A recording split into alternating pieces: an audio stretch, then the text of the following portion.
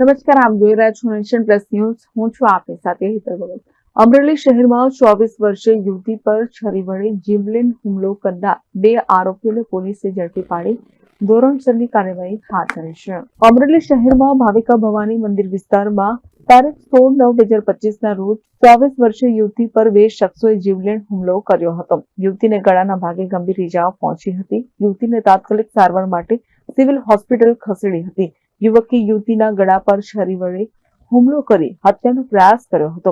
યુવતી પર હુમલો કર્યા બાદ આરોપીઓ ફરાર થઈ ગયા હતા. જે બાદ યુવતીની માતા શાંતુબેન માવજીભાઈ ભાડ દ્વારા અમરેલી સિટી પોલીસ સ્ટેશનમાં હત્યાના પ્રયાસની ફરિયાદ નોંધાવી હતી.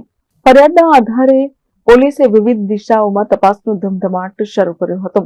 અમરેલી સિટી પોલીસે ગણતરીના કલાકોમાં જ યુવતી પર જીવલેણ હુમલો કરનાર 2 આરોપીઓને ઝડપી પાડ્યા હતા.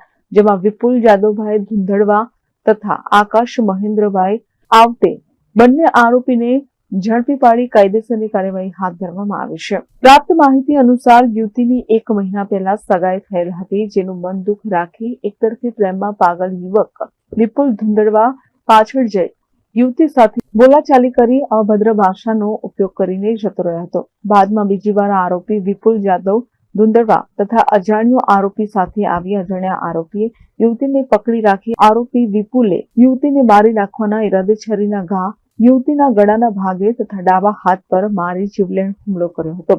બંને આરોપીઓ એકબીજાની મદદગારી કરી ગુનો કરેલ હતો. હાલ પોલીસે બંને આરોપીઓને ઝડપી પાડી ધોરણસરની કાર્યવાહી હાથ ધરી છે. આ ઘટનાને પગલે શહેરમાં ચકચાર મચી જવા પામી છે. તારીખ 16/9/2025 ના રોજ આશરે 15:30 વાગે અમરેલી ટાઉનના ભાવકા ભવાની મંદિર જોડે એક ઘટના બનેલી હતી, જેનામાં ભોગ બનનાર હેતલબેન ભાડને જે આરોપી છે વિપુલભાઈ જાદવ ધુંધળવા અને એક અજાણ્યા ઈસમે એમને હાથી અને ગળાના ભાગે છરીના ઘા મારેલા છે. અમરેલી પોલીસ સ્ટેશનમાં આ બાબતે બીએનએસ કલમ 109 હેઠળ એટલે અટેમ્પ્ટ ટુ મર્ડર હેઠળ ગુનો દાખલ કરવામાં આવેલો છે અને જે આરોપીઓ છે બંને એમની કાયદેસર ધરપકડ કરવામાં આવેલી છે. સર, આ હુમલો કરવા પાછળનું કારણ જણાવો. આમાં જે ભોગ બનનાર છે એમની 1 મહિના પહેલા સગાઈ થયેલી હતી અને આ જે આરોપી છે એમનો ભોગ બનનાર જોડે પ્રાથમિક પૂછપરછમાં એવું જાણવા મળેલું છે કે આરોપી છે એમનો ભોગ બનનાર સાથે પ્રેમ સંબંધ હતો અને આ વાતથી એમના બે વચ્ચે વાત નથી થઈ હતી અને એ બાબતને લઈ અને આ જે આરોપી છે એમણે જે ભોગ બનનાર છે એમને આ છરીનો ઘા મારેલો છે. સર, આરોપીનો કોઈ ગુનાહિત ઇતિહાસ?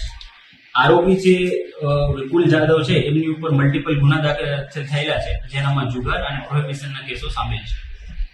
બીજો સહાયક આરોપી છે એ જે છે એમની ઇન્વેસ્ટિગેશન ચાલી રહી છે અને એમના વિશે જેમ જેમ વધારે માહિતી મળશે એમ આપની જોડે શેર કરવામાં આવશે. પોલીસે એફએસએલની તપાસ કરી. જ્યારે આ ઘટના બની હતી ત્યારે જ જે સિટી પોલીસ સ્ટેશનનો સ્ટાફ છે અને એફએસએલની ટીમો છે ઘટના સ્થળ પર પહોંચેલા હતા અને જેટલા પણ નેસેસરી બાયોલોજીકલ જે એવિડન્સ લેવાના છે એ સ્થળ પરથી કલેક્ટ કરવામાં આવેલા હતા. સર, આ ભોગ બનનારની સ્થિતિ કેવી છે અને આરોપીઓ વિરુદ્ધ શું કાર્યવાહી કરવામાં આવશે? રિમાન્ડ માંગવાની કે?